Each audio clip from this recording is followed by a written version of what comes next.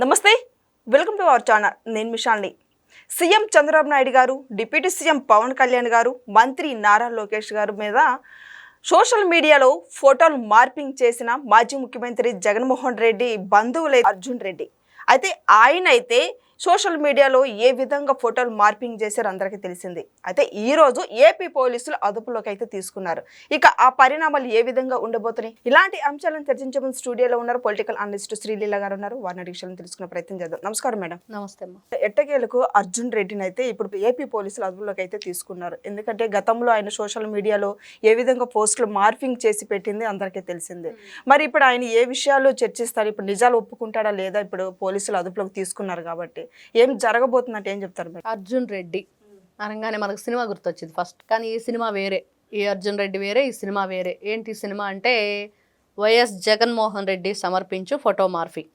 Social మీడియాలో ఏ విధంగా వీళ్ళంతా కూడా మరి జగన్మోహన్ రెడ్డి గారి ఆదేశాలతోటి, జగన్మోహన్ రెడ్డి గారి ఏదైతే ఆలోచనలతోటి వీళ్ళు ఈ విధమైన చాలా నీచంగా దుర్మార్గంగా వీళ్ళు ప్రవర్తించే తీరు.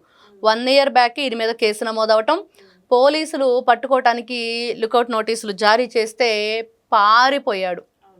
సర్క్యులేట్ జారీ చేశారు. ఎక్కడికి వెళ్ళిపోయాడంటే విదేశాలకు వెళ్ళిపోయాడు.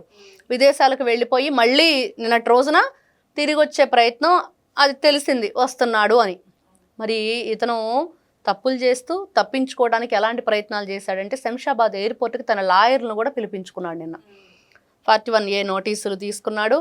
కానీ ఇక్కడ ఇతను గతంలో చాలా చోట్ల కేసు నమోదవటం, ఇంత దుర్మార్గంగా వీళ్ళ ఆలోచన విధానం ఉండటానికి ఎవరు కారణం అంటే మనం విన్నాం చాలా సందర్భాల్లో. చాలామంది ఇప్పుడు శ్యామల కానీ లేకపోతే పోసాని కృష్ణమురళి కానీ వీళ్ళందరూ కూడా, వెంకటరెడ్డి లాంటి వాళ్ళేమో బాత్రూంలోకి వెళ్ళి హార్పిక్ దాగి ఇంకేం నేను చచ్చిపోతాను మీరే కారణం అంటానని చెప్పేసి భయపెట్టడం కానీ పోలీసుల్ని, ఇవన్నీ ఎందుకు చేస్తున్నారంటే care of address Jaganmohan Reddy, care of address Sakshi media, care of address Sajjala Bhargava Reddy, Sajjala Ramakrishna Reddy.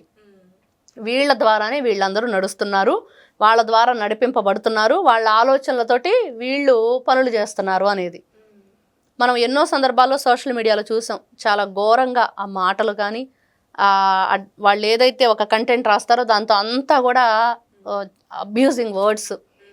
అక్కడ మహిళలని, పిల్లలని, లేకపోతే మనం ఎదుటి వాళ్ళ గౌరవం. ఇప్పుడు సాక్షాత్తు నారా చంద్రబాబు నాయుడు ముఖ్యమంత్రిగా ఉన్న వ్యక్తికి, పవన్ కళ్యాణ్ గారు ఉప ముఖ్యమంత్రిగా ఉన్న వ్యక్తికి, నారా లోకేష్ గారు మంత్రిగా ఉన్న వ్యక్తికే ఈ రోజున మరి వాళ్ళు ఆ విధంగా రెచ్చిపోయి వాళ్ళ సైకోయిజాన్ని చూపించారు అంటే మరి నార్మల్ పీపుల్ మీద ఇంకెంత రెచ్చిపోయారు. 5 సంవత్సరాల పరిపాలనలో అసలు వాళ్ళు ఏం చేశారు, ఎంత దుర్మార్గంగా ప్రవర్తించారు, ఇవన్నీ ఒకసారి తలుచుకుంటేనే భయం అనమాట. అసలు ఏంటి, ఎటుపోతుంది సొసైటీ, వీళ్ళంతా సొసైటీకి ఎలాంటి మెసేజ్ పాస్ చేశారు, సొసైటీలో మరి వేరే పిల్లలు కూడా నేర్చుకోవడానికి వీళ్ళు ఎలా కారణమయ్యారు, గంజాయి బ్యాచ్ కానీ డ్రగ్స్ కానీ ఇవన్నీ కూడా ఏ విధంగా వీళ్ళు పిల్లలకు అలవాటు చేశారు, ఆడపిల్లల్ని ఏ విధంగా వీళ్ళు నీచంగా వాళ్ళని ఇబ్బందికి గురి చేశారు, గంజాయి అలవాటు చేసి. మనం ఎన్నో సందర్భాల్లో నారా లోకేష్ గారు కూడా ఈ విషయం గురించి చాలా బాధపడిన సన్నివేశాలు మనం చూసాం. అంటే వీళ్ళు ఈ వైఎస్ఆర్సీపీ పార్టీ అనేది ఒక ఫోటో మార్ఫింగేనా, ఇంకా సోషల్ మీడియాలో ఎలాంటి పరుష పదజాలంతో ముందుకు తీసుకువెళ్ళింది, మరి అదేవిధంగా ఈ గంజాయి లేకపోతే ఈ మత్తు పదార్థాలకు బానిసలుగా చేసింది యువతని మనం చూసాం. కొండారెడ్డి అని జగన్మోహన్ రెడ్డి గారి పార్టీకి సంబంధించిన ఈ స్టూడెంట్ అసోసియేషన్ సంబంధించిన వ్యక్తి అరెస్ట్ అయ్యాడు. అతని దగ్గర డ్రగ్స్ దొరికింది, గంజాయి. దానికి సంబంధించి చిన్నపిల్లోడు అని చెప్పి జగన్మోహన్ రెడ్డి గారు కూడా ఒక ప్రెస్ మీట్లో మాట్లాడటం జరిగింది. అంటే తప్పు చేసి సొసైటీకి ఏమాత్రం వాళ్ళు ఎంత ఇబ్బందికరంగా తలనొప్పిగా తయారయ్యారో మనం చూసాం. వాళ్ళ వల్ల ఏమాత్రం ఉపయోగం లేదు. మరి అలాంటి వ్యక్తుల్ని జగన్మోహన్ రెడ్డి గారు సపోర్ట్ చేస్తున్నారు అంటే ఈ రోజున ఈ అర్జున్ రెడ్డి అనే వ్యక్తి జగన్మోహన్ రెడ్డి గారికి సమీప బంధువు. మరి సోషల్ మీడియాలో చాలా చోట్ల కూడా ఈయన మీద కేసు నమోదవటం ఈ సోషల్ మీడియాలో పెట్టిన పోస్టుల వల్ల. మరి ఈ రోజున పారిపోవటం. కడప ఎయిర్పోర్ట్లో కూడా శ్రీనివాసులు రెడ్డి అనే అతను నిన్న అరెస్ట్ చేశారు. అతను కూడా గల్ఫ్ దేశాలకు పారిపోయాడు. వెంటనే కూటమి ప్రభుత్వం అధికారంలో రంగాలు ఎందుకు పారిపోయాడు, తప్పు చేశారు కాబట్టి తప్పించుకునే ప్రయత్నంలో పారిపోయాడు. నిన్న కూడా అతన్ని వీళ్ళు ఎవరైతే పోలీసులు అదుపులో తీసుకున్నారు. ఏం జరుగుతుంది? అదే రఘురామకృష్ణంరాజుని కస్టడీలో టార్చర్ పెట్టినందుకు ఇప్పుడు సునీల్ కుమార్ని అదుపులోకి తీసుకున్నారు కదా నిన్న మేడం. తీసుకుంటే దాదాపు 5 గంటల పాటు విచారిస్తే ఒక్కదానికి కూడా సమాధానం చెప్పలేదని మనకు వస్తున్న వార్త. అది అంటే అతను ఏం చెప్తాడు, పోలీసులు ఏమడిగారంటే అతను ఒక IPS మాజీ చీఫ్, మరి అంత గొప్ప పదవిలో ఉండి అంత మంచిగా ఈ మధ్యకాలంలో అతను కొన్ని వ్యాఖ్యలు చేశాడు మీడియా ముఖంగా. ఏంటి, మతాన్ని ఉద్దేశించి మరి మళ్ళీ నేనేదో రాజకీయాల్లోకి వస్తానని చెప్పేసి. అంటే ఈ విధంగా మాట్లాడటం వల్ల జగన్మోహన్ రెడ్డి గారు రాజకీయాల్లోకి ఆయన రంగప్రవేశం చేయించబోతున్నారా? వీళ్ళు మతాల అడ్డం పెట్టుకొని, కులాలను అడ్డం పెట్టుకొని, గతంలో రఘురామకృష్ణరాజు గారి కేసు చూస్తే మరి ఇతను రఘురామకృష్ణరాజు నిన్న అడిగిన అతని క్వశ్చన్స్ ఏంటంటే, ఫస్ట్ ఎందుకు కొట్టారు, ఎవరు కొట్టమన్నారు, మరి ఎవరు ముసుగులు వేసుకొని ఆ కస్టోడియల్ టార్చర్ టైంలో ఎవరు వచ్చారు, కొట్టడానికి ఎవరి ఆదేశాలతో మీరు ఆ వీడియో కాల్ చేసి చూపించటం, ఇవన్నీ దేనికి అతను ఆన్సర్ చేసిన పాపాన పోలేదు. ఏం సమాధానం చెప్తాడు? చెప్తే వాళ్ళు ఇక్కడ ఒకటే, వీళ్ళు పొలిటికల్ బాస్ చెప్పినట్టు వింటే ఎలా ఉంటుందంటే ఇదిగో ఇలా ఉంటుంది. వాళ్ళు మీరు ఉద్యోగంలో న్యాయంగా, ధర్మంగా, చట్టబద్ధంగా మేము దానికి బద్దులై కట్టుబడి ఉంటాము, మేము చక్కగా మా ఉద్యోగం అది ఏదైతే ఉందో దాన్ని నిర్వర్తిస్తాము అని చెప్పి మీరు ప్రతిజ్ఞ చేసి వచ్చి ఉంటారు, ప్రామిస్ చేసి. మరి ఆ ప్రామిస్ని రోజున బ్రేక్ చేసేసి ఎవరో ఆదేశాలు ఇచ్చి, ఎవరో డబ్బులకు ఆశ చూపించి దానికి అనుగుణంగా నడవమంటే ఆ పార్టీ ఎంపీనే అన్యాయంగా అరెస్ట్ చేసి పుట్టినరోజు రోజున ఎంత దుర్మార్గంగా ప్రవర్తించారు. అంటే ఇక్కడ జగన్మోహన్ రెడ్డి గారు అధికారంలో ఉన్నప్పుడు ఐఏఎస్లు, ఐపీఎస్లు ఎవ్వరికి వాళ్ళకి విలువ లేదు.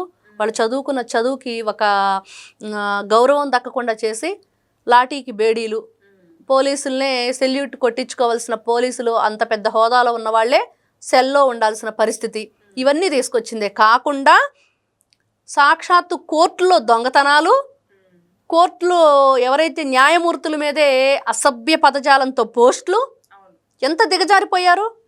అంటే వీళ్ళు మనం చూసాం గతంలో, కుక్కల వెంటబడితేనంట దొంగలు పరిగెత్తుకుంటా వెళ్ళి ఎక్కడ దాక్కోవాలో తెలియక కోర్టులో దాక్కున్నారంట. వస్తూ వస్తూ వాళ్ళకి అవసరమైన పేపర్ మాత్రమే కొట్టుకొచ్చారు.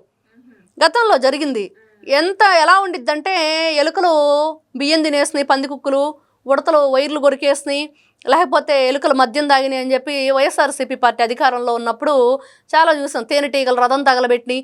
అసలు ఎలా ఉందంటే ఇదంతా కూడా మనం ఏదో కథల్లో చెప్పుకుంటూ ఉంటాం, ఏదో రెక్కల గుర్రం ఉండిద్దని, బంగారు దీవులు ఉంటాయని. అలా ఉండిద్ది అనమాట. కాకులు దూరని కారడివి, చీమల దూరని చిట్టడివి అన్నట్లుగా జగన్మోహన్ రెడ్డి గారి పరిపాలన కొనసాగింది. ఒక మయసభలాగా అవన్నీ కూడా ఒక భ్రమలోకి తీసుకెళ్తాయి మనిషిని. ఎక్కడ నిజాలు ఉండవు, అన్నీ అబద్ధాలే, కానీ అది నిజమేనన్నట్లుగా భ్రమింపజేస్తారు వీళ్ళందరూ. ఇది వీళ్ళ చరిత్ర, ఇది వీళ్ళ నీచమైన ఆలోచనలు. ఈ రోజున ఇట్లాంటి వ్యక్తుల్ని మళ్ళీ వీళ్ళ కోసం లాయర్లు వాళ్ళని రక్షించడానికి ముందుగానే ఎయిర్పోర్ట్లకు పిలిపించుకోవటాలు, ముందస్తు బెయిల్కి అప్లై చేయించుకోవటం. మీరు చేసేది తప్పని మీకు తెలుసు, చేస్తున్నది తప్పని తెలుసు, తప్పించుకోవడానికి ప్రయత్నాలు చేస్తున్నారు. ఇన్ని విధాలుగా అందరినీ అరెస్టులు చేయటం, అక్రమంగా కేసులు బనాయించటం.